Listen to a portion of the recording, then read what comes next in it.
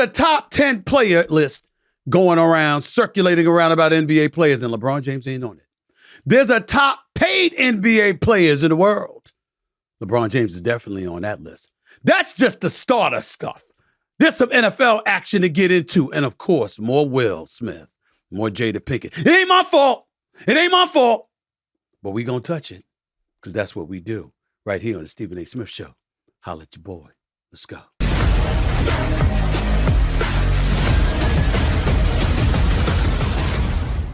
What's up, everybody? Welcome to the latest edition of the Stephen A. Smith Show, coming at you as I love to do at the very least every Monday, Wednesday, and Friday over the digital airwaves of YouTube. As usual, I'm right here in my studio thanks to my official studio sponsor, FanDuel Sportsbook. FanDuel, the official studio sponsor of the Stephen A. Smith Show. By the way, in case you haven't noticed, my subscribers have eclipsed 350,000. I've been gaining an average of over 1,200 subscribers per day. Since we last spoke, I've gained about 3,000 subscribers less than the last 48 hours. Thank you so much for all the love and support. Please keep it coming, and I'm going to keep on coming. To like and follow the Stephen A. Smith Show right here on YouTube, just click the bell to get notified of all of our new content. And while you're at it, make sure you don't forget to pick up a copy of my New York Times best-selling book, Straight Shooter, my memoir, a memoir of second chances and first takes. Let me get right to it because there's a list that's taking place right now. The list is all over the place. And this list is about the top 10 players in the NBA.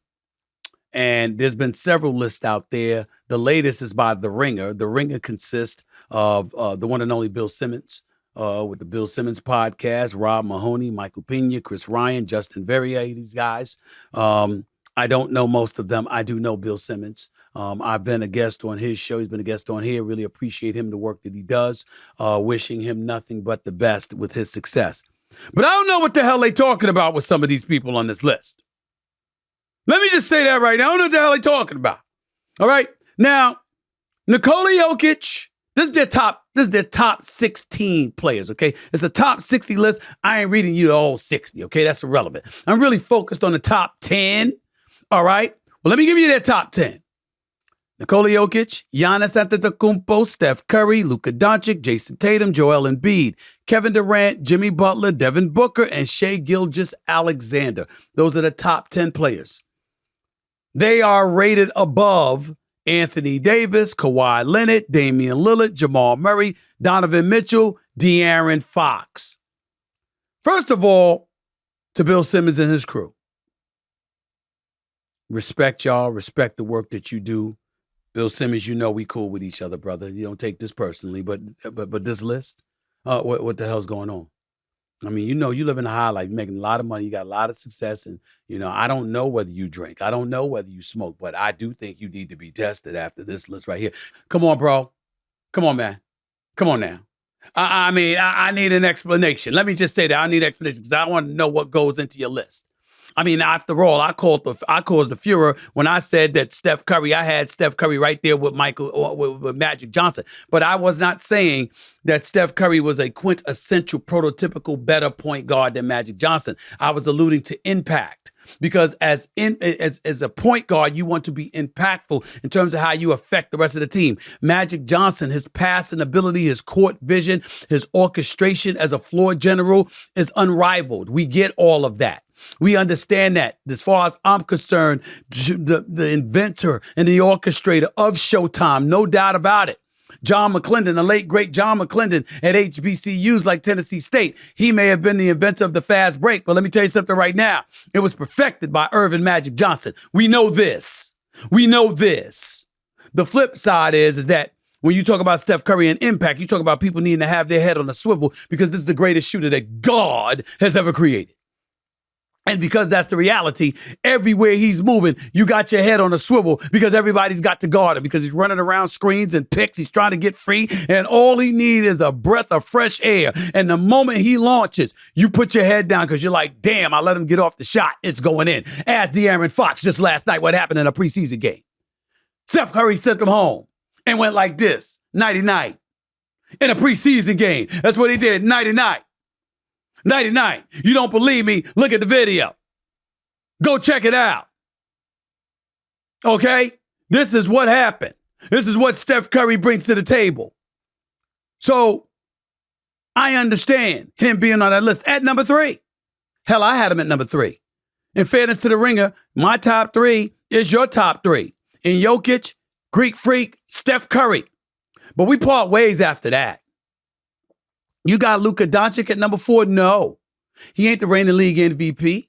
He's not a defensive stalwart. He doesn't block shots and rebound, plus average over 30. That would be Joel Embiid, the reigning league MVP, the dude from Cameroon who sought citizenship for France, who decided to represent the United States of America and offend the rest of the world.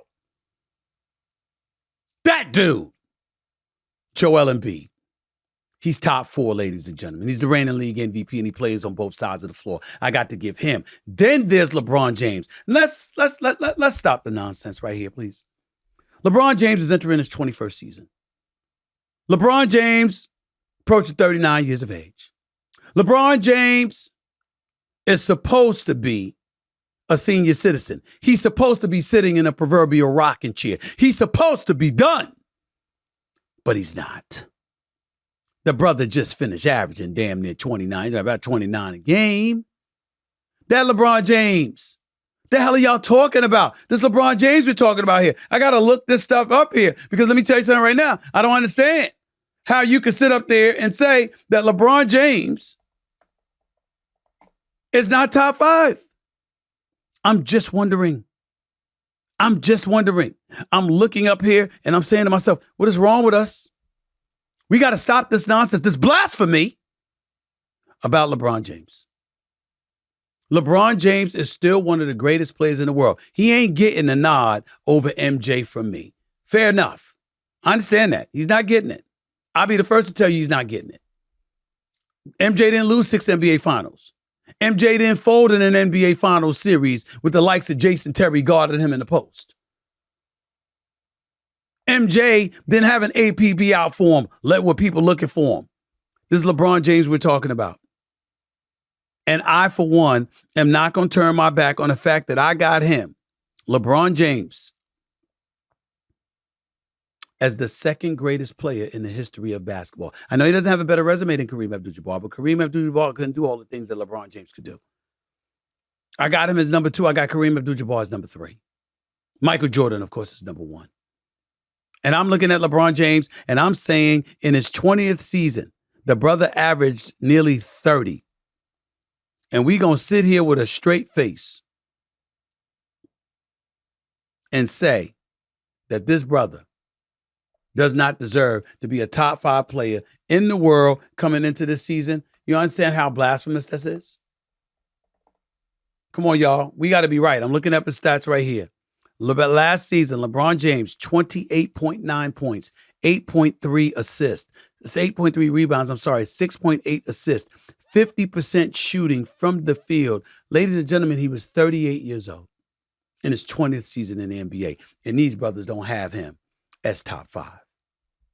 How is that possible? How is that possibly possible? I'm sorry. That's just blasphemous. I can't give that to you, not by a long shot, okay? I got LeBron James at number 5. You know, I got at number 6, Kevin Durant. I know Kevin Durant, in some people's eyes, might have fallen off to some degree. He only played 8 games in Phoenix last year. The level of chemistry and cohesiveness was not there. They still managed 2 wins against Denver. The brother didn't sit up there and stink up the joint. He didn't have the greatest series in the world. Now, understand that. Kevin Durant is one of the most efficient superstars we've seen. I'm not going against Kevin Durant. I understand that Jason Tatum is big time. I get all of that. He won a championship? No. He won 2 championships? No. He been to an NBA Finals. Didn't play that well in the NBA Finals. I know his game is pure, no doubt about it. First dude averaged 30. This is a Boston Celtic we're talking about. Not even Larry Bird and those brothers did that. Jason Tatum is the truth. Make no mistake. But damn it, you going to put him ahead of Kevin Durant? He got to close. He's got to close. And he's young. He's young enough to do. He's only 26 years old, been already in 5 NBA Finals. Conference Finals, and then NBA Finals. So I got to look at him and say to myself, yo, I'm not going to sit up there and throw shade on him, but I can't put him ahead of Kevin Durant. I can't do that. I'll put it right behind Kevin Durant at 7, and then I'm going to look at Luka Doncic at 8. 8. Because even though Luka Doncic is that dude and he's big time, let's understand something very, very important. He's a one-sided player, meaning he plays offense. That brother doesn't try to stop a cold. If he had a cold, he doesn't even take, he doesn't even, take Flonase or something. Sudafed, decongestant, nothing. That brother don't try to stop anything defensively. Nothing. I'm not giving him a top 5 player in the league. I'm sorry. You got to play on both ends. And then 9 is Shai Gilgeous-Alexander. The time has arrived to show him some love. And I'm going to tell you who I'm going to put at number 10. Anthony Davis. Now I understand Anthony Davis isn't attractive to y'all. I understand, Charles Barkley calls him street clothes. I call him Six Flags. Charles Barkley said he always hurt, and he called him street clothes. I call him Six Flags because he's a damn roller coaster. When you on the court and one day you dropping 40 and the next game you dropping 11 in a playoff series, when you can't put back-to-back potent playoff performances, the playoff games together, I'm sorry. I am not giving you the advantage and the edge of sitting up there and avoiding a nickname like Six Flags. It is apropos. With those eyes, I'd call him Beetlejuice, but have you seen his daddy? I love you, man. I love his father. He knows I'm just playing around with him, but that's a Beetlejuice dude if you ever saw one. I love his daddy, though. We talk every time we see each other. He's good people. Those eyes, Mr. Davis, you see everything, all right? You see everything, all right? I love you. You know that. He and I talk every time I see him at Laker games. That's my man. We can say that because we boys. I love Anthony Davis' daddy. He good people. He really is. But let me tell you something. Anthony Davis, 12th year in the league. Did you know that he averaged 25.9 points a game? Did you know that he averaged 12.5 rebounds per game? And 2.6 assists in the 56 games he played? Yeah, he missed 26 games. I understand that. He's injury prone. We get that. But when he's on the court and relatively healthy, this brother's a top 7 player in the world. It's just that the lack of consistency make me have him at 10. Okay?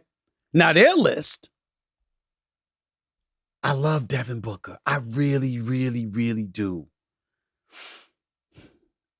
Okay, you want to make an argument he could be top 10? It's a debate. I got him at like 11. I don't have Jimmy Butler that high. I respect the hell out of Jimmy Butler. It's my brother, but here's what I need from Jimmy Butler. Show up in the regular season like you show up in the postseason. You get paid to play the regular season games. Jimmy Butler takes a lot of time off during the regular season because it's just not that important to him. When he amps it up, he is special. No doubt. But it's a challenge. It's a challenge for him to show up before playoffs. Can't give you a top 10 ranking when that's the issue. Period. I just wanted to make sure that was clear. Bill Simmons, y'all, I respect you. But that list, I got questions. I really, really, really do. You can't have LeBron James out of the top 5. And I'm not sure you could have Anthony Davis out of the top 10. And by the way, they had Kawhi Leonard at like 12th or 13th or something. Yeah, okay. Do that. Tell me it's because he missed games. Because when he on the court, that brother ain't no top 13. He's way higher than that. Transitioning from that to the highest paid players. I don't have any problem with this. I'm not going to belabor this issue. I'm going to tell you that LeBron James and Steph Curry will combine for more than $225 million in earnings during this upcoming 2023-2024 season. I'm going to tell you they deserve every penny.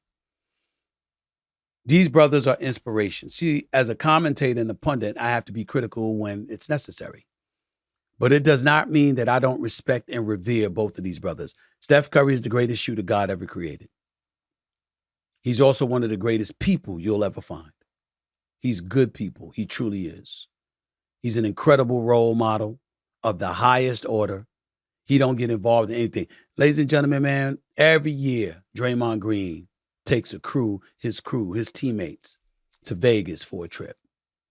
It is universally understood the one person who ain't going is Steph Curry. Steph Curry don't play that. He ain't drinking, he ain't smoking, he ain't partying, he ain't doing none of that. That's not who he is. It's not to say that those who do it are somehow, blasphemous or anything like that or heathenish. So, no, it's just not how he rolls. But when you think about a dude who's just unblemished as a role model, whose heart is consistently in the right place, who does the right things, who has a family, who commits himself to the right causes and the right things. Love what he's doing for the golf team at Howard. Love how he brings attention to that and what he does to contribute to HBCUs. He went to Davidson. Ain't no damn HBCU. He was born into affluence because his daddy, Del Curry, one of the great shooters we've ever seen in NBA history, was obviously well off being an NBA player and making the salary that he was making. And when you look at Del Curry and when you look at the Curry family, it's not hard to surmise how Steph Curry and Seth Curry, who can play, by the way, were raised. They weren't raised poor. He didn't have to have his eyes on something like the HBCUs, but he does. And what do you expect me to say about LeBron James? I mean, can we talk basketball without y'all being sensitive? I might have a problem with his shot selection. I might have a problem with his hesitancy to go to the free throw line in the past. I might have a problem with the fact that he lost 6 NBA finals, and that's on his docket, his resume, even though he's won 4 championships and has 4 league MVP honors. Ladies and gentlemen, I got him as top 2 player in the history of basketball. And I got to tell you something right now. He's unrivaled as a role model. I mean, he plays second fiddle, rather, as a role model to no one. LeBron James came into the league at age 17. At age 17, rather, he was on the cover of Sports Illustrated, labeled the chosen one. He's eclipsed expectations. We expected him to be great. We didn't know it was going to be this. The brother been to 10 NBA finals. The brother's a 4-time champion. I don't hold the Spurs finals loss against them in the first go-round in 2007. I don't hold the last Spurs loss in the NBA finals against them in 2013 or so, or 2014 rather, when D Wade was hurt. I damn sure don't hold the finals losses against them to the 2 that they lost to Kevin Durant once he joined the Splash Brothers in Golden State.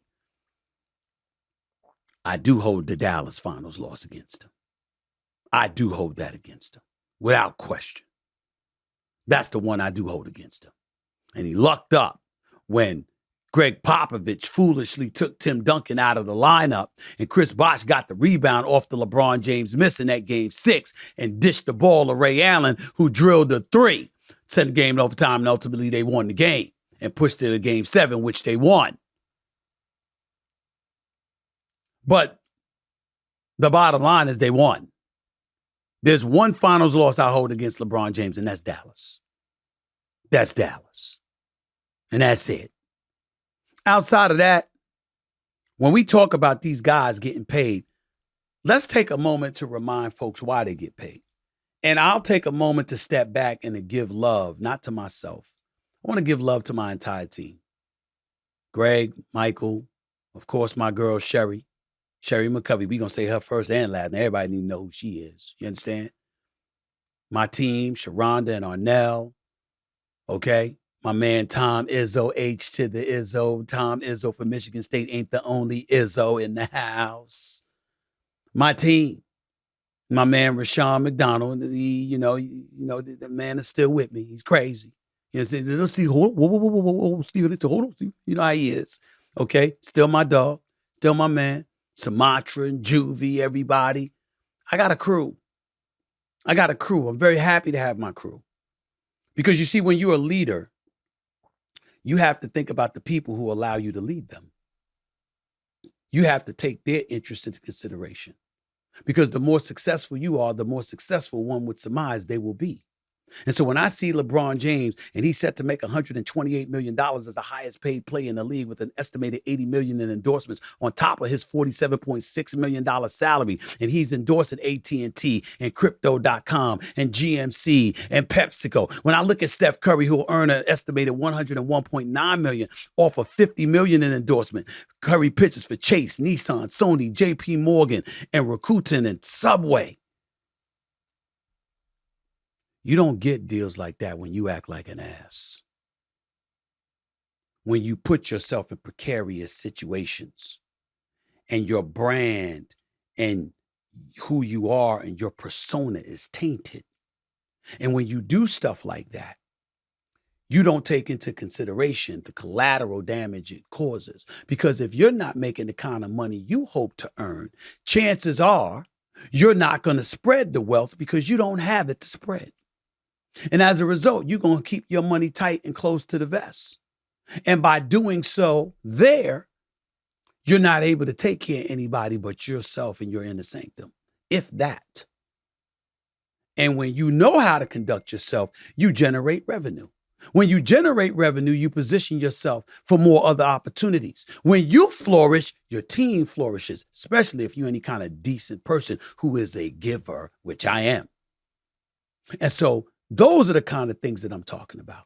I see Steph Curry and LeBron James, and then I think about the stuff that they get themselves into. And you know what I discover? Nothing. They don't get themselves into stuff. They don't.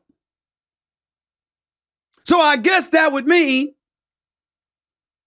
when I go at Marcellus Wiley, I might not need to do that. When I go at a Dan Levitard, I might not need to do that. When some other colleague get on my nerves, I might not need to go too far. I might not need to respond to the Kwame Browns of the world and stuff like that. I might not need to respond to every little thing. Now, that person I call the fat bastard is the exception. That I'm not backing up from. That fat bastard, I'm just waiting for the moment where he gets my mind in the right place where I want to go nuclear on him. And at that particular moment in time, endorsement companies and potential endorsement deals and advertisers and sponsors and employers like ESPN or anybody that I'm doing business with down the pike, I would ask them to step aside and grant me this one Milligan where I unleash on his sorry, no good ass. That is the only time that I will ask for that. Any other time, I will do my best to control myself and to reel myself in. Because the bottom line is, when you're doing business, it ain't good business to make bad business. On behalf of myself and my team, it's just not the wise thing to do. Let me throw this list out at you before I move on to people who've done unwise things. Biggest deal for both is their shoe contracts. LeBron James signed a lifetime deal with Nike in 2019 that pays him more than $30 million annually. Curry signed with Under Armour in 2013, and the deal worth about $4 million per year at that time. But his current contract with Under Armour is worth $215 million and includes an equity stake in the company. Others on the list are Giannis Antetokounmpo at $90.6 million, Kevin Durant at $88.4 million, Klay Thompson at $64.2 million as the top 5 highest earners in the league, followed by Damian Lillard at $62.6, Joel Embiid at $56.6, and James Harden at $55.6, who, by the way, skipped practice again, was AWOL again. Okay, somebody gonna have to deal with that at another time. You're gonna have to get that together, no doubt about that. Speaking of people, like I said, who've done unwise things, we also have to bring up Jerry Jeudy, wide receiver for the Denver Broncos. By the way, before I even get into that, I saved the best for last. My social media dude, Bailey Carlin. Now, I cannot explain how he looks. I really can't. The look is just wild. I can't explain the girl he's got. I mean, his brother getting married. I mean, you talk about a brother that's overachieving. I'm like, shit. I looked at her like I was getting whiplash. I couldn't take my eyes off Bailey. I was looking at her and I couldn't take my eyes off Bailey because I'm like, how the hell you get that? I mean, Bailey the dude. But I love him. He does a fantastic job. He does a fantastic job for me. Got to give him love, no doubt about it. Sorry it took me long to remember you, brother. But I got distracted by LeBron and Steph's money. That's something I want. Okay, red wine to you. I ain't drinking that right now. But you know I toast it. And the mustache and the look. You'll see, if you ever see him, you'll understand exactly what I mean by when I say I don't want to explain the look. I just don't want to tell you what he looks like, okay? Trust me on this. Anyway, the point that I'm trying to make is, at the end of the day, the top 15 earners in the NBA are set to make a combined $1 billion in 2023-2024. According to Badenheiser reported. That's the bottom line. And so when you see this economic empowerment that these players have, it is something to behold, but it's well earned. Damian Lillard, class act, character dude, doesn't get in any kind of trouble. What trouble does Giannis Antetokounmpo get in? Huh? What trouble does he get in? Look at the guys on this list. Look at them. Kevin Durant. What trouble? What's his definition of trouble? That he claps back at critics? So what? He's a high character dude. What about Klay Thompson? Shoot, he out there fishing when he ain't playing ball. He's living his best life. James Harden, say what you will about him. He ain't getting in trouble with the law. He might have some proclivities you may question, but it ain't lawless. He just needs to stop quitting on teams that have him under contract. He's not a bad person, not a bad dude. He just gets in his emotions and overreacts from time to time. What matters he should handle privately. That's it. NBA is filled with great dudes. Filled with great dudes. And I'm going to give him a lot of love. The NFL, they are too. But that doesn't mean it's devoid of stupidity. And when you think about Jerry Jeudy, that wide receiver for the Denver Broncos, I understand and I'm all for dancing. I'm all for dancing, all right? We should all dance from time to time. Elevate that level of joy in our lives and in our soul and unleash it and release it. We should do that. But not this. Not this. You also know he's not also as decisive as he needs to be. He needs to go ahead and make the right decisions all the time. And so I got some tape to really show you. Now you see Steve Smith from the NFL Network clapped back at him. And when he clapped back at him and basically regurgitated and repeated what he had to say about Jerry Jeudy, because Jerry Jeudy was questionable in terms of doing his job. And, you know, Steve Smith, one of the all-world wide receivers, as far as I'm concerned, in NFL history, felt the need to call him out about that. Jerry Jeudy obviously had a problem with it. And if you don't believe what I had to say, check out what Steve Smith had to say about it. Broncos wide receiver Jerry Jeudy was walking by, and Steve called out to him, and he got a different reaction. I called out to him because on my podcast, Cut to It, I just talked about guys that maybe have not showed up in a way or in a manner. And so the word that I've used to describe him in the past was a jag, just a guy. Just a guy. When I saw him, he's playing well. I wanted to say to him face to face, like, hey, I know I said some things in the past I probably shouldn't have, and I'm sorry. That's what I wanted to say to him. His response, Mike Robb, was ninja. Ninja? Yes, I'm using the word ninja. I'm just using the word ninja. I don't mess with you. And it was a curse word. And so I was like, all right. And then he repeated it. So I'll say it again. I'm sorry that I said you were a jag, just a guy who's an average wide receiver they use a first-round pick on that isn't doing anything. I hope today that you actually show up in a way that you haven't showed up in the last couple of years since they drafted you. So if you ever got a problem with Agent 89, I'm sorry for saying that you're an average wide receiver that they eventually will move on. And when teams call me and asking, should they trade for you, I will say no, don't trade for Jerry Jeudy because he's mentally unable to handle constructive criticism from people who watch specifically, can he be a wide receiver? He could be a wide receiver. He's a tier 3. Go back into the studio. I'm done now. Thank you. Now, for those of you who may have a question mark, here's what I want you to know.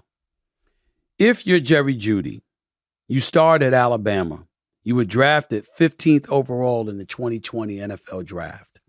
There have been a lot of great expectations for Jerry Jeudy because we all know he could ball. In his 3 years, he missed 5 games in 2021, 6 games actually in 2021. Played all 16 games, started 14 his rookie year 2020. Played 14 out of 15 games, started 14 out of 15 games in 2022. And this year, he started in 4 games, he's played in 5 games. He has yet to have had a 1,000-yard season. And Steve Smith basically was like, yo, you got to stop being soft. You got to go after it. And Jerry Jeudy had a problem with it and didn't handle it correctly when Steve Smith went over to speak to him. He said he ain't messing with him. Jerry Jeudy tried to sit up there and say if he had come to apologize, that would have been different. Well, Why does he owe you an apology? Did he say something false? See, at some point in time, we got to be men, ladies and gentlemen. It can't be about, oh, I don't like what the person said. Is it true? I might not like what somebody says about me, but if it's true, it's true. Okay? If you lying, that's a different matter. If you're false and erroneous, that's a different matter. Steve Smith, for those of you who don't know, built like a chiseled brick house. He's a man amongst boys. He is not somebody to be played with. 5'9", stocky. Well, I've seen him body slam opponents, as have y'all, anybody that knows the NFL.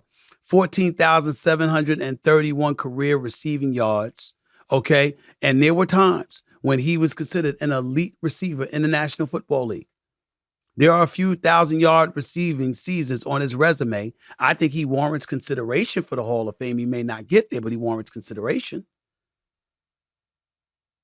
His brother could play. He was no scrub. And he don't mess around. And so he turned around on national television and repeated what he said about Jerry Jeudy respectfully and dared them to do something about it. In his own way, of course. And I got to admit to you, I don't have a problem with it. And I don't have a problem with it because he approached Jerry Jeudy and tried to speak to him like a man, and Jerry Jeudy didn't handle it correctly. If you Jerry Jeudy, you know what you say? Yo, man, what can I do to get better? Or say to him, could you do me a favor, man? Rather than just criticizing me, you got access to me. Could you come to me and tell me how to get better? Can I work out with you so you can show me how to get better? Steve Smith was no scrub. He wasn't no Stephen A. Smith. He was Steve Smith. See, I talk and I write and I report and I'm an author and all of that. That's what I do for a living. That brother was an elite football player. How about learning from him, Jerry Jeudy? Instead of getting all caught up in our feelings. Because the fact of the matter is, you're better than your numbers have shown and your level of production has shown in Denver. Now, I understand there's a lot of reasons to go into it. It ain't your fault that Nathaniel Hackett was the coach last year. It ain't your fault that Russell Wilson showed up and he hasn't been able to produce to the degree that you would like. It ain't your fault that other quarterbacks preceded you that wasn't up to snuff, even according to Russell Wilson standards. But somehow, some way, you got to produce more. You didn't. So that's all I got to say about that. The last point I want to make is about Davante Adams of the Las Vegas Raiders. He's been complaining about things in Vegas and essentially hinting towards indications that he wants out. You don't believe me? Look at him talking to the media. Just yesterday, I believe. Check it out. To me, it's not just about, I'm sure people thinking like, they won the game, they won the Packers game, why is there an issue? I mean, you see why it's an issue. Y'all should know who I am, know what I'm about at this point. So it's not about, when you're a player like me, mentally, my benchmark is not wins and losses, it's greatness. So when I go out there, I expect to be able to have that ability to put that on tape and have an influence on the game. And that's, like I say every week, that's my purpose for being here. I'm not here just to hang out and, like I said, come here to hang out with Derek and all of that stuff from last year. Came here to win and to do it the right way. So if it don't look like it's supposed to look, then I'm gonna be frustrated if I'm not a part of that plan, because as I have the opportunity to go and to change that and make it look like a much better picture out there. And if that doesn't happen, then I'm gonna be frustrated. If Jacoby goes out and have a monster game, or if the offense is scoring every 5 plays like our first drive on the Bills, then it is what it is. It's not about me, but I'm one of the bigger pieces, as to why this offense is going to go. And if I'm not getting it, then that's obviously not according to plan. So we want to obviously keep working like we are to get that right. Does that sound like somebody that wants to be in Vegas? This is Vegas, y'all. There's no state income taxes. It's Sin City. Whatever happens in Vegas stays in Vegas. You get away with a lot of stuff in Vegas. Whole bunch of stuff in Vegas. And this brother came from Lambeau Field in Green Bay. But he sounded like he went out. When are we going to look at Josh McDaniel? That's what I'm wondering. When are we going to look at the coach of the Las Vegas Raiders? Can somebody tell me that? Because I'm looking at this man right now who's a head coach. His first year in Las Vegas last year was 6-11. This year, right now, they're 3-3. They won the game Davante Adams talked about. I want to win. But he's a wide receiver. He wants those numbers too. Now, he's got them. Receiving yards, touchdowns. Nobody's had more touchdowns than him since over the last 3 years. Davante Adams is that dude, but he recognizes and sees a culture that he doesn't believe will contribute to big-time winning. When he was in Green Bay with Aaron Rodgers, he knew he had a chance because he had 8 Rodgers with him. He had a system in place. They don't know if they have that in Vegas. That's why your owner was in Brooklyn, New York last night celebrating with the Las Vegas Aces, the team he owns. You know why? Because they the champions. He got to depend on women's basketball to get a championship when he been owning this team forever. And they can't get anything done. Maybe he should have kept Rashadi. Maybe. I know what happened with John Gruden. That ain't on him. That ain't on Mark Davis. Owner for the Raiders. That's not on him. That's on John Gruden with them damn stupid, insensitive, homophobic emails and stuff like that. You can't do stuff like that. That ain't Mark Davis's fault. But you didn't need to hire Josh McDaniel. You could have kept Rashadi in play. But you didn't do that. And as a result, y'all where y'all. You went from being a playoff team to going 6-11 to now being a 500 team. And Derek Carr's gone. And Jimmy Garoppolo is there. We all knew he was going to get hurt. He's hurt now. We all knew that. We all knew porn star Jimmy was going to get himself hurt. And for those of you that are followers of the Stephen A. Smith Show, you would know that I call him porn star Jimmy because he decided to go out with a porn star off Melrose in L.A. That's what he decided to do. Now, that's your business until you rolling out in public. You understand? You rolling out in public with a porn star, well, you porn star Jimmy. Because you clearly wanted to be seen as porn star Jimmy.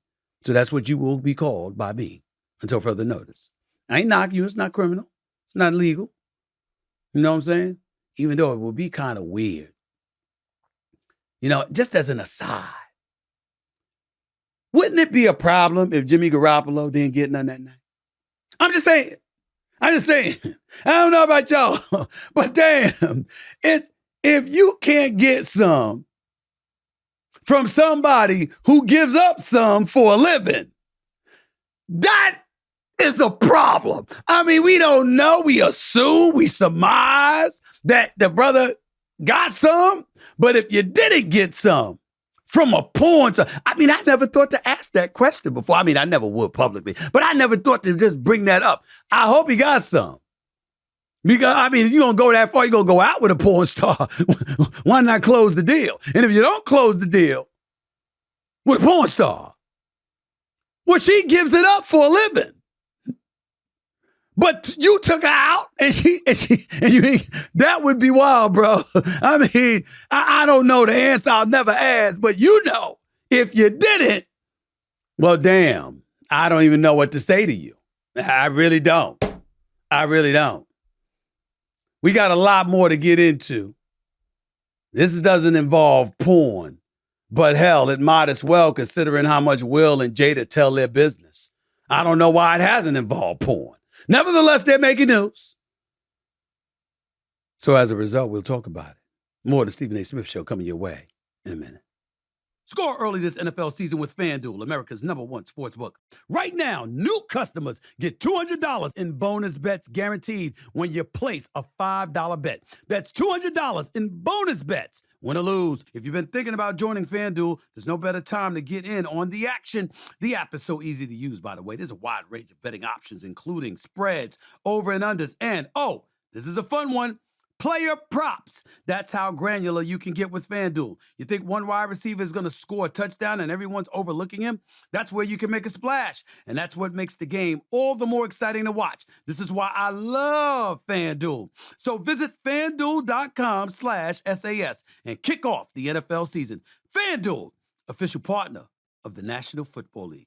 Must be 21 plus and present in select states. FanDuel is offering online sports wagering in Kansas under an agreement with Kansas Star Casino, LLC. First online real money wager only. $10 first deposit required. Bonus issued is non-withdrawable bonus bets that expire 7 days after receipt. Restrictions apply. See terms at sportsbook.fanduel.com. Gambling problem? Call 1-800-GAMBLER or visit fanduel.com/RG in Colorado, Iowa, Michigan, New Jersey, Ohio, Pennsylvania, Illinois, Tennessee, and Virginia. Call 1-800-NEXT-STEP or text NEXT-STEP to 53342 in Arizona. 1-888-789-7777 or visit ccpg.com. ma.org/chat in Connecticut, 1-800-9-WITH-IT in Indiana, 1-800-522-4700, or visit ksgamblinghelp.com in Kansas, 1-877-770-STOP in Louisiana. Visit mdgamblinghelp.org in Maryland. Visit 1-800-GAMBLER.net in West Virginia, or call 1-800-522-4700 in Wyoming. Hope is here. Visit gamblinghelplinema.org or call 800-327-5050 for 24/7 support in Massachusetts, or call 1-877-8-HOPE-NY or text HOPE-NY in New York.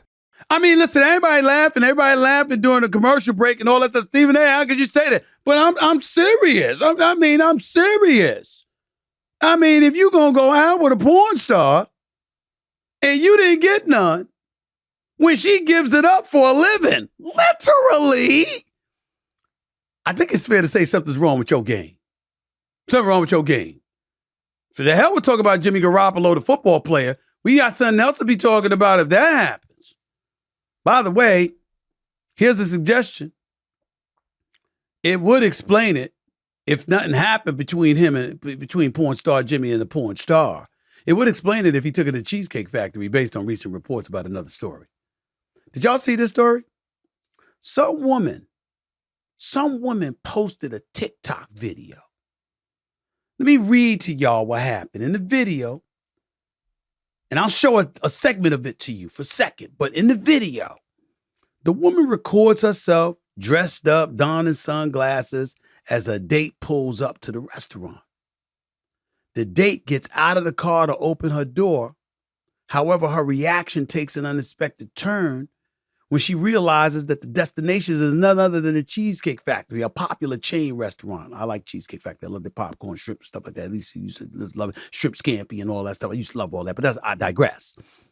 The woman obviously was unimpressed, okay, with her snobby ass, all right? She was snobby. I'm sorry. It's the truth. You'll see what I'm talking about when I show you the video. She literally says, "He got me at the Cheesecake Factory, y'all. I ain't getting out of this car." First of all, what the hell is wrong with the Cheesecake Factory? Ain't nothing wrong with the Cheesecake Factory. Ain't nothing wrong with the Cheesecake Factory. That's number one. Number two, not only is there nothing wrong with the Cheesecake Factory, the Cheesecake Factory ain't that damn cheap. You know, you can't go up in there and spend $12. It costs you to get a meal and stuff like that. You're going to pay over $80 to $100 for dinner at the Cheesecake Factory. So let's throw that out the way because that's important, all right? By the way, I hear they have great salmon too. I hear they have great salmon as well, okay? I personally like the chicken sandwiches myself. My point is, what's the problem with the Cheesecake Factory? This girl goes on. She refuses to exit the dude's car and locks the door. This dude is struggling to get back in his own damn car. She's visibly upset, finally rolls down her window and confronts her date about their choice of venue. She goes on to express her disdain for a chain restaurant as a first date location and questions why he would take someone who looks like her to such an establishment. Quote, look at me. I cannot go into a Cheesecake Factory. Y'all don't believe me? Take a look for yourself. I mean, I literally you don't understand. Look at me. I cannot go in the Cheesecake Factory. There's nothing wrong. I will die. That's embarrassing. You see, there are a multitude of ways to keep your ass single, to keep yourself without a man. This is one of them. I want y'all, and I'm going to try to find this video for you. I'm going to try to find it. You know what the video is going to be of? It's going to be of Eddie Murphy in stand-up. Remember years ago, some of you young whippersnappers wouldn't remember this stuff, but years ago, probably in the 80s, right? Eddie Murphy, the great Eddie Murphy is doing stand-up. And he's talking about how He been aching to get this girl. He want her bad. He want to get with her. She's like, I can't. I just feel I need to wait. He's like, okay, I'll wait. And then all of a sudden, he get with her. And she says, I'm yours. He like, fuck you. Remember that? Go look it up. I don't know if it was delirious or raw. It was one or the other. Eddie Murphy. That's what he did. Why does that story resonate? Because it's a level of thinking that withstands the test of time. See, when you see Eddie Murphy saying that, it's relatable to men everywhere, no matter what age they're living in. A snobbish, uppity, entitled, privileged thinking woman.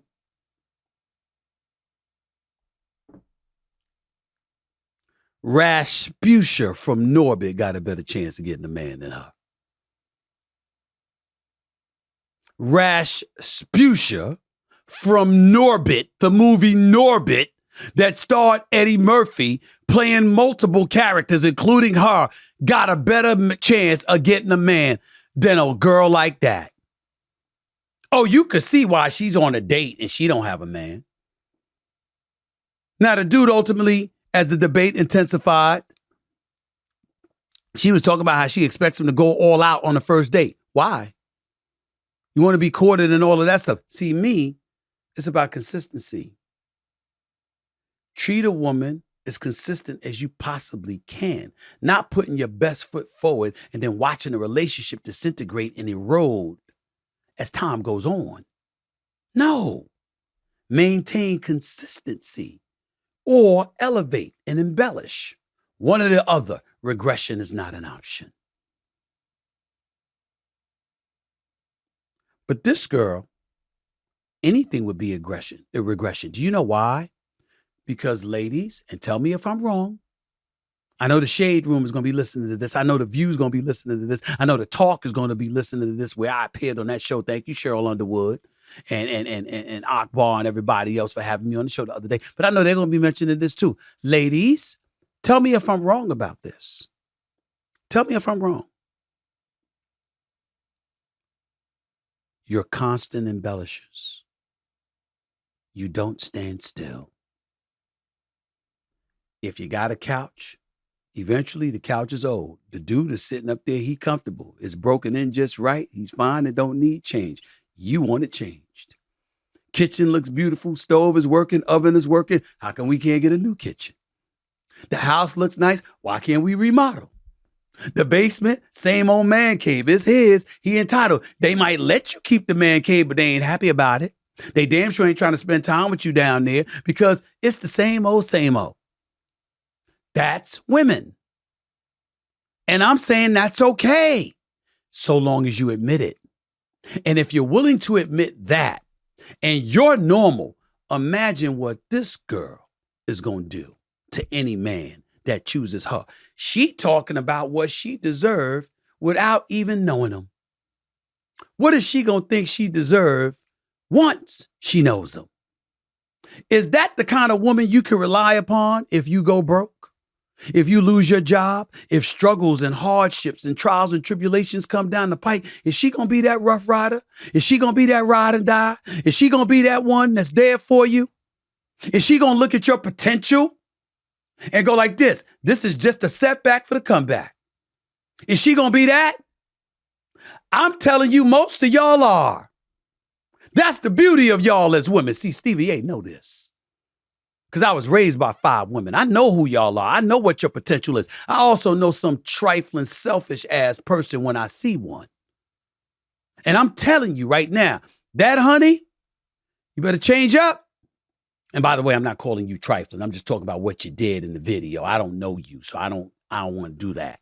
I'm not going to castigate you and label you overall as your character. I'm only talking about the video you put out. That was trifling.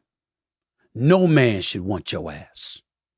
Not for anything but a fling. Because when you act like that, And you got the nerve to publicize it on video. You done heard me talking about Jada now, right? What have I said about her? I ain't talking about her actions. I talked about her publicizing them. That date is your business. Why are you posting it on video? He didn't ask you to do that. He didn't ask for permission to do that. He didn't ask to be paraded all over social media. How about respecting the brother? You respected him enough to get in his car. You respected him enough to give him a chance to take you out on a date.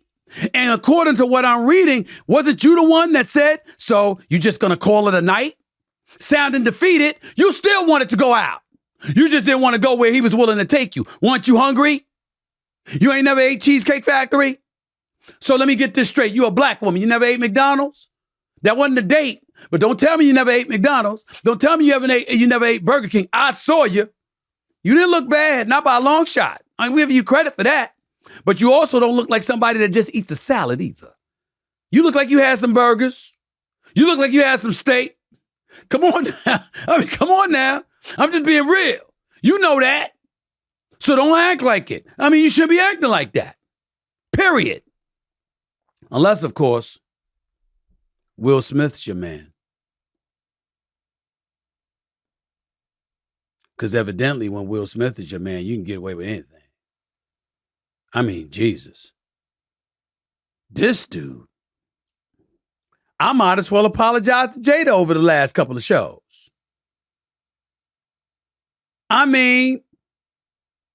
She writing books. She talking about how y'all weren't together for the last 7 years. She talking about how sex wasn't really an option with y'all. She got her children craving for Tupac's resurrection. She damn near talked about your lack of an erection. This is not me. This is her. She done talked everything. Everything. She talked about her entanglement. She talked about with who. She got you sitting across from her. You crying. Every damn thing that you could possibly do to belittle and demean and emasculate and humiliate a man, you have done. Does it really get any worse than intimating that you screwed around with a kid or a young man that was 20 years younger than you, at least, who happened to be your son's friend? By the way, in all likelihood, in a house that Will Smith paid for? Ladies and gentlemen, if that were me, Jada would have been gone before she could say Smith, and we share the same last name. She's been gone. Gone. Try me. She'd have been gone. Now, what you don't know, you don't know. Everybody plays the fool sometime. There's no exception to the rules. People get lied to. People get lied about. All of that stuff happens. Okay, we get it. That was an oldie I just dropped on y'all there. Okay? We understand it. All I'm saying to you is that what you don't know, you don't know. But Will knows. Will knew. Which brings us to him. Because she's selling her book entitled Worthy, Will Smith supposedly, surprisingly, shows up in Baltimore, Maryland, her hometown. And he speaks on behalf of the wife who says they really haven't been together for the last 7 years. This is Will Smith speaking up for Jada Pinkett Smith yet again. Listen up. Jada's the best friend I have ever had on this planet. And I am going to show up for her and support her for the rest of my life.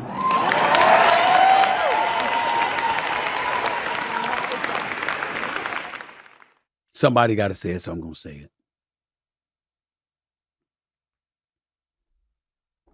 They still don't get it.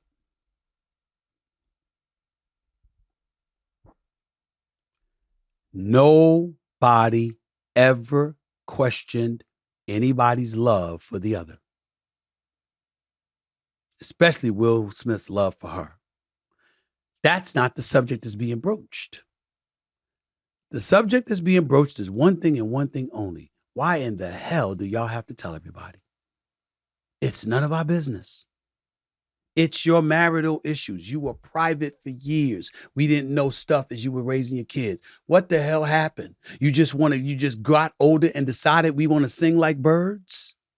We want to chirp, chirp, chirp, chirp, chirp. I wrote a book, Straight Shooter, memoir of second chances and first takes.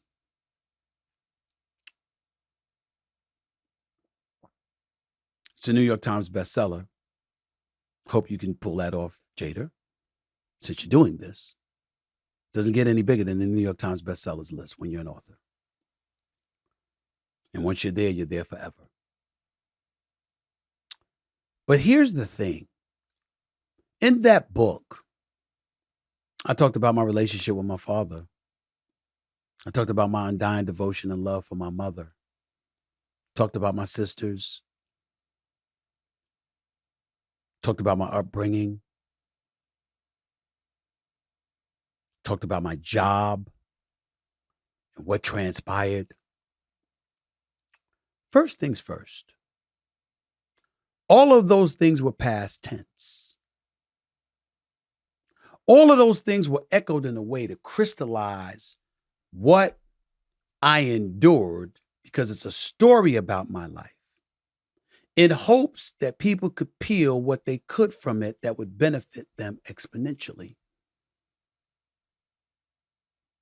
You know what else you didn't see in there? You didn't see stuff about my personal life. Who my woman is, who my women were, whether I was married, divorced. The only thing you could deduce from my book about my personal life is that I am a flaming heterosexual. That's it. No one loves women more than me.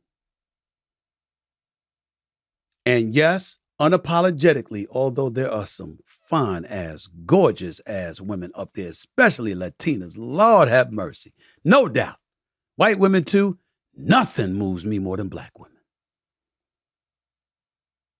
Black women are queens. I am partial to black women, and I love you in all shapes, colors, and sizes that are black. Light skin, red bone, brown skin, dark skin, it don't matter. You black, we good. I just love the sisters. I just can't help it. I just can't help it. It's just the truth. I have always been that way. Always. I haven't told you what I tried. Haven't told you what I've experimented. In terms of women, of course. There are no other experimentations. But let me tell you something. I love me some sisters. So guess what, Will? We understand how you could love this particular sister, Jada. Who the hell talked about your love for her? All anybody's been talking about is her apparent lack of love for you. And by love, I mean loving you enough to respect you so she does not emasculate you publicly. Privately, we don't give a damn if she called you everything but the child of God. But she ain't got to do that. And the fact that you still extend yourself strenuously to come to her defense, there's only one thing that I could deduce from this. And I'm looking at my producers when I'm saying this because I want everybody to look at, I want everybody to see me. I want to see everybody when I say this. Will Smith, you messed up, didn't you? Yeah, you did. Yeah. It's the only explanation. I ain't gonna say who ain't gonna say your business. I would never do that, bro. Cold to the streets. I'm talking about the issue. I can't imagine that any man goes to the lengths that you go to constantly protect her. I understand her life. You're going to protect her. You don't want her life to be in danger. You don't want somebody harassing her and bothering her and all of this other stuff. But just shrapnel of criticism, you want to protect her from that. You want to guard her from that. Well, you ain't doing a good job, because the fact of the matter is ain't nothing stopping the cynicism aimed in her direction. It's going to be a tsunami coming her way because everybody sees what's happening. You did something, did you, bro? Didn't you? Got busted, didn't you? Damn. That's what this is. That's what this is. This is the dude that got caught. And I usually don't go here because I'm not like this. But this is the dude. Fellas, I'm here for us. This is the dude that got caught and said, damn, I got to make up for this. That's what this is. That's what this is. Now, maybe it's because you love us as much as you say. Maybe because you're in California with no prenup and community property applies. Maybe it's that old mantra, is cheaper to keep her. It's son. And I said son as opposed to something because I want to be ebonic here. You understand? I want to be grammatically challenging here. It's son. Son ain't right. Son ain't right, Will. I've been getting on Jada. But every time Jada does something like this, you the knight in shining armor. You did, son, didn't you? Yeah. Entanglements. Ladies and gentlemen, I bring up black, white, and that line. I draw that line of demarcation on several occasions. We're going to make that exception tonight. I don't give a damn about race, ethnicity, color. All men who sitting on a live platform for broadcast purposes, publicizing with their wife, telling them I hooked up with somebody younger than you that was the friend of my son and all of this other stuff. And you sitting across from them crying for the world to see who doing that. What man you know doing that? I ain't seen it. I never saw it on Jerry Springer or Maury. I ain't even seeing on that. You did, son, didn't you? Did you, Will? You did, son. You got caught. Damn. That's all I was thinking about when I saw that video of you going up on that stage to support her the way you did. You did something. You didn't have to go to Baltimore. You had to fly to Baltimore for. I had to fly to Baltimore for. I mean, Philly's nearby. That's your home. I got that. West Philly. I get that.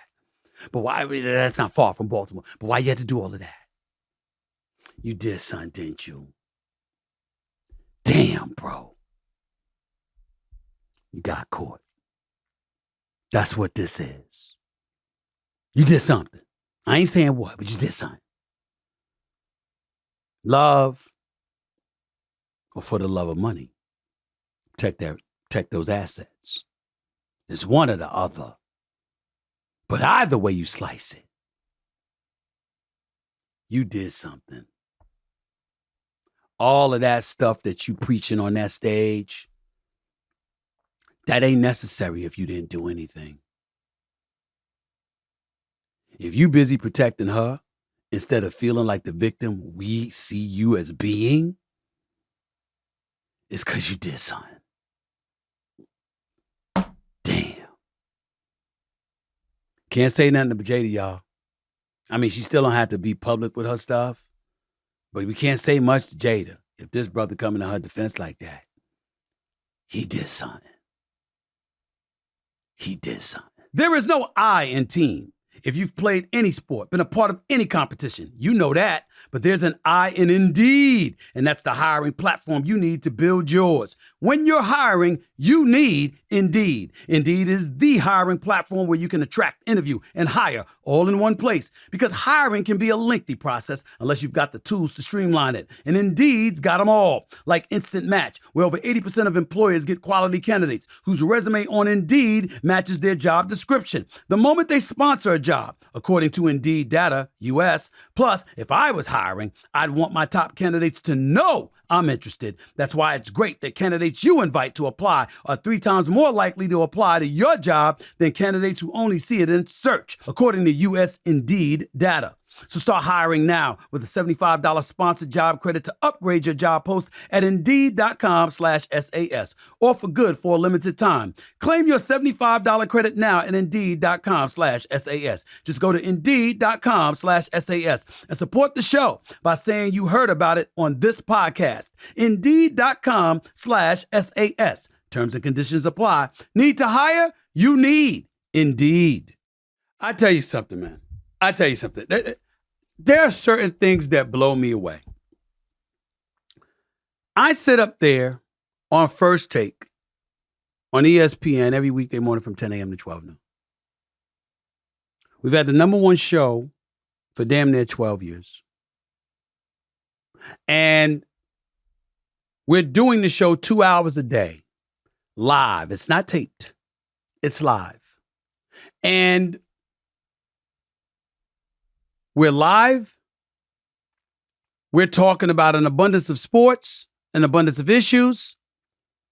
Ladies and gentlemen, that's 5 shows a week. Okay? For 45 weeks a year, minimum. Do the math. It's 225 shows a year. Live. Unedited. No tape delay. No cover, no anything. And I sit up there and I speak out of pocket about one issue. And not only do we have some trolls out there and fools out there trying to undress me, I must not watch football. When I get paid, I watch all of these things. But that's okay. Okay. I've been watching it for years. My resume as a sports reporter speaks for itself. But not only that, one of the people getting at me is the person I was complimenting. Tyreek Hill. How does all of this start? What am I talking about? First of all, it's very simple. In talking about the greatness of Tyreek Hill and how electrifying he is, you would have thought I pimp slapped him. That I insulted him and his crew somehow. I'm talking about he the best. I think he the best in the world. And because of that, on his podcast, his response to that is, Stephen A. must not watch football. Because I brought up about Tua Tagovailoa, his quarterback. 14 touchdowns, 5 interceptions, completing about 71% of his passes this season thus far. And now Tua, all he's got to do is just dunk it 2 yards and boom. But before I go any further, listen to this, please. 114 receiving yards, 6 touchdown catches, 19.4 yards per catch. There's been 14 games this season where a player had at least 150 receiving yards in a game. The brother Tyreek Hill has 40. 40. Now, let me tell y'all something right now. I don't know if y'all watching Miami enough. All of these passes, 8 for 19, 20, 30, 40 yards. You just got Tua dipping it 2 yards to him, and he the one taking it to the house. He the one going 20, 30, 40, 50 yards. This brother, and I call him the Dame Dollar of the NFL. I mean, he when he's running for a touchdown, he's waving goodbye to defenders. This is what he's doing before he throws it. But that's after waving goodbye. If I misquoted people as much as I am misquoted, I wouldn't have a job. Ladies and gentlemen, I was not literally trying to imply that all Tua does is throw 2-yard or 3-yard passes. I know he throws the long ball. I know he's got a mid-range game. He throws it between the seams. I know he hits dudes on fly patterns. I know he hits dudes on slant patterns. I know what the brother can do. He was an accurate passer coming out of Alabama. He's been an accurate passer since he's been in the National Football League. In the games that he starts when he's healthy, he wins football games. He's 26-14 as a starter in the NFL. Tyreek Hill pointed that out when he departed from Kansas City and arrived in Miami. He said this brother's going to rival Patrick Mahomes. And if it wasn't for him getting concussed all the damn time like he did about 4 times last year, I count 4 personally, that he probably would. Tua's great. But that's not what I was saying. When they talked about the league MVP and they said it was Tua, I understand, Tyreek Hill, you want to come to the aid of your teammate. You want to come to the aid of your boy. You know, Michael Parsons just did that the other day for Dak Prescott. Bravo. It's so touching. So touching to see how y'all hug and sing kumbaya for one another and y'all come to each other's defense. I get it. Nobody is saying Tua Tagovailoa can't play. Matter of fact, I think y'all going to go to the Super Bowl. I hope you do. I've said I think you're going to go to the Super Bowl. I want you to go to the Super Bowl because I think you're the most exciting offense in football. Mike McDaniel's a phenomenal play caller. Tua Tagovailoa is a phenomenal quarterback. But you, Tyreek Hill, are the difference maker. I am sitting up here defending myself because evidently I was insulting to a player I consider to be the best in the world at his position. So much so that I sat up there and said, Jerry Rice, Randy Moss, Terrell Owens, Dan Orlovsky brought up on ESPN Thursday, Calvin Johnson. I said the way Tyreek Hill looks right now, can we definitively say that we would want any other receiver aside from him right now, the way he looks in NFL history? That's how electrifying I think. And because of that, that's why I'm on the microphone right now in front of the cameras having to defend myself. Because I was complimentary. You can't make this shit up. So allow me to elaborate and to clarify. Of course, Tua Tagovailoa throws the ball down the field. Of course, all he does is not throw screen passes or anything like that or 2-yard pass. That's not what I was trying to imply, Tyreek Hill. What I was trying to imply is that that's all he would have to do when it comes to having the likes of you. Because you could take a 3-yard pass and take it to the house. I'm fully aware that every ball you caught was the deep ball last year against the Carolina Panthers last weekend. I'm fully aware. You didn't do that against Buffalo when y'all got blitzed 48-20, but that's a different subject for another day because I think you'll get him back when you see him in Miami. Or outside of Miami because y'all about 30 minutes outside of Miami. That's not my point. My point is, you run 24 miles an hour. You're the cheater. I call you the Dame Dollar of the NFL. You're the one dude that's scoring touchdowns and waving goodbye to people and doing deuces while you're doing it. You're that phenomenal.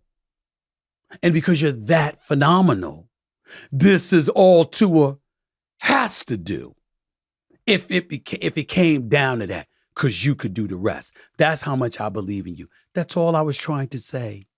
I didn't mean to be taken literally, ladies and gentlemen. I didn't mean to be taken literally. Is that what y'all do now? Y'all respond to these trolls on social media who create headlines to get clicks? Is that what you do? That's not what I meant. And I would think that somebody that's on the air 2 hours a day, every weekday, 10 hours a week, a minimum of 4,500, that's 4,500 hours a year live. I wouldn't have to say everything so literal. When I say somebody passes gas and they smell like they try to act like it's perfume, do you really think I meant that they passing gas? Really? Really? Come on, y'all. That's what we doing now.